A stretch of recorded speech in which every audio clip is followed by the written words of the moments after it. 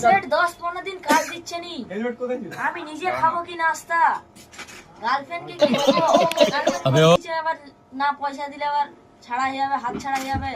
যাই আজ সেটকে বলি পয়সার কথা বা কাজের কথা বলি।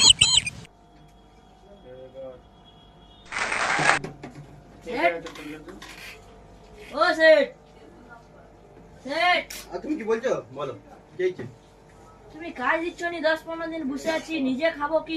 বাল বাচ্চা আছে? আমার বাল বাচ্চা আছে? বাল বাচ্চা তো আমার থাকে সবসময়, আবার বাল বাচ্চা আছে, যেমন একটা গার্লফ্রেন্ড করাইছি, গার্লফ্রেন্ডে হাত ছাড়া গেলে কি হবে? আমাদের একটা কোথায় গেছে জানো? 83,000 টাকা সোনার রেট গেছে। তো কি হয়েছে? কাজ ফাজ দিবেনি নাকি? তুমি কি চুরি আনবো নাকি সোনা? Oh my পুলিশে god. যাই করে আনো না, তুমি দেখতে হও এতজন শুয়ে আছে। কাজ দাও কমসে কম কিছু লস ফস কেটে কারণ গার্লফ্রেন্ডটা মাগ দিছে কারণ পাঠাই আচ্ছা গার্লফ্রেন্ড মাংছে। না, হাত ছাড়া যাবে, সে বই কিনবে বলতেছে নাই না পড়ে। আচ্ছা শোনো, এখন যা সোনার রেট গেছে কাজ হওয়া মুশকিল আছে, বুঝতে পারছো? তোমাকে একটা ভালো কাজ দিচ্ছি। কি কাজ দাও? তোমার 30 টাকা আছে? 30 টাকা তো নেই আমার কাছে। 30 টাকা নেই? না, সব কি গার্লফ্রেন্ডের গালা ঢুকিয়ে দিয়েছে নাকি সব? সব পুড়ে দিছি।